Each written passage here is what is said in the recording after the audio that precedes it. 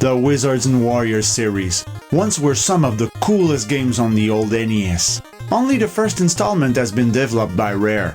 Yes, the same Rare who developed unforgettable classics such as the Donkey Kong Country series, the Banjo games on the Nintendo 64, GoldenEye, and so much more. Wizards and Warriors, that first entry in the fantastic world of our fearless warrior Kyros, started an epic adventure that became one of the greatest trilogy on the Nintendo Entertainment System. Unfortunately, never to be seen again. But before we plunge right into the world of Wizards and Warriors, let's travel back in time and explore how these games came to be and even further back to better understand the inspiration behind them. Let's fire up the time machine.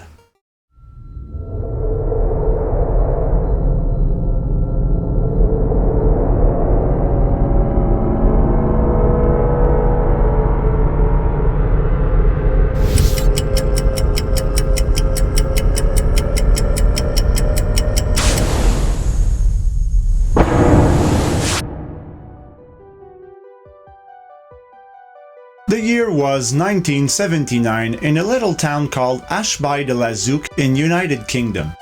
Rare co-founder Chris Stamper started working for a company called Associated Leisure, a new British firm set up to import Japanese and American arcade machines and also support buyers and owners of arcade cabinets. At Associated Leisure, Chris would most of the time work up arcade conversion kits to allow, for example, to convert a Space Invader machine into a Galaxian one when the former would become outdated or unpopular. Chris then brought in his younger brother Tim to work in graphics and design.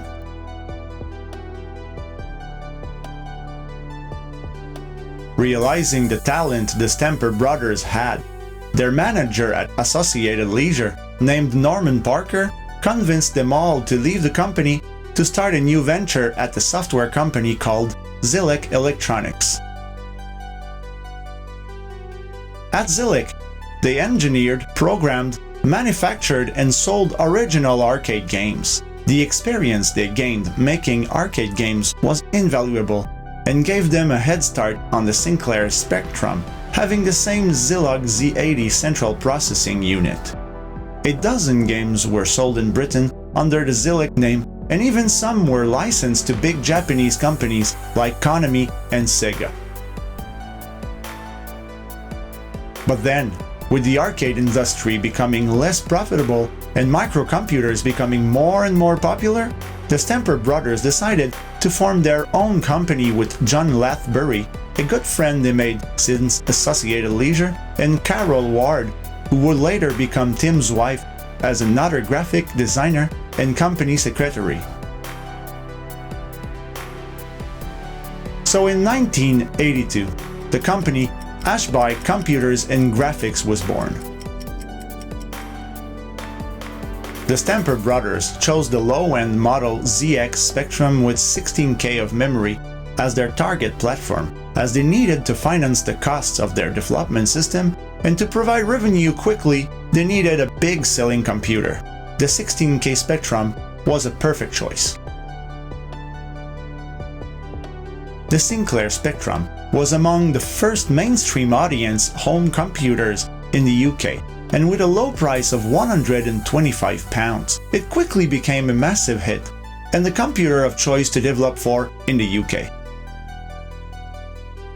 So the creativity behind the Rare games started here, and in the following presentation, we will take a look at most of the critically acclaimed hits the Ultimate Play-the-Game programmers made before Castle Iron Spire was even built.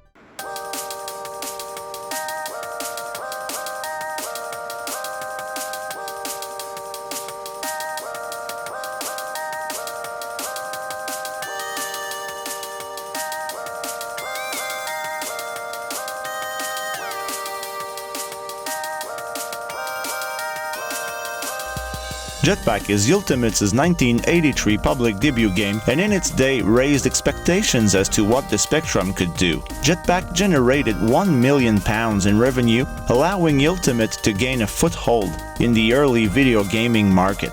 Jetpack was soon after followed by Psst, in which you must prevent insect from destroying your plant. Ultimate was really productive in 1983 and released a new game almost every month, with each release having some improvements over the previous one. Set in a post-apocalyptic United States, you must retrieve the 8 Great Cups of Ultimate. Once again praised for its graphics, Transam was an outstanding achievement with a map more than 600 times the size of the actual screen area. In Cookie, you must capture sentient ingredients in order to bake a cake. Cookie was criticized for its similarities to Psst, but still received mostly good reviews. This is also the last Ultimate game to run on a 16K Spectrum. Lunar Jetman is the second installment in the Jetman series. It was the first game Ultimate developed for the 48K Spectrum. Released in November '83, Lunar Jetman was the 5th successful game Ultimate developed in the same year. By now, Ultimate established themselves as the UK software house to watch. Ultimate's game never carried credits, so it was hard to fully determine how much input anyone really had between Chris, Tim, and the other coders and graphic designers. But standing in the spotlight really wasn't what Ultimate was looking for. What they wanted was for the software to take center stage. They managed to put out 5 classics in little over 6 months. Other software houses were really desperate to find out what was the secret to Ultimate's chart-topping success. They just always were miles ahead of the competition. A programmer at Imagine Software, another big game developer, even went as far as to hire a private detective to find out more about Ultimate's development processes. They found out that Ultimate was using a Sage 4 computer, which was the state-of-the-art machine at the time, with a 68K processor, 2 megs of RAM, and 18 meg hard drive. This was in 1983. But knowing that didn't help Imagine Software anyway, because it was the Stamper Brothers experience with arcade machine that made all of the difference. A Tick Attack started the new year in style with Ultimate's second game for the 48K Spectrum. You must escape a creepy castle, discover shortcuts, find useful objects, all while fighting cool monsters. After A Tick Attack, Ultimate went silent for a couple of months. Then, in April '84, they released a teaser for their next game, Saberwolf. The game's prices was almost doubled compared to their previous games as an attempt to combat piracy, thinking people would be less interested in making duplicates of their higher-priced copy. Then Saberwolf sequel Underworld came along in December 1984. The viewpoint was switched from top view to side view and now involved a lot of jumping and falling. This one really has lots of visual similarities to the first Wizards and Warriors. Even though being the third entry in the Saberwolf series, Night Lore was actually developed before the 2 other Saberwolf games. The Stamper Brothers withheld its release for a year to position the company advantageously in anticipation of the game's effect on the market. Night Lore impressed everyone with its filmation engine created by the Stamper Brothers, which popularized the isometric style. Ultimate, willing to release a series of original games for the Commodore 64, was sent a copy of the game from Bob and Dave Thomas, designers and programmer. Bob and Dave were really surprised when Ultimate signed them up on the spot to start the Pendragon series. This was the first Ultimate game not developed by the Stamper Brothers.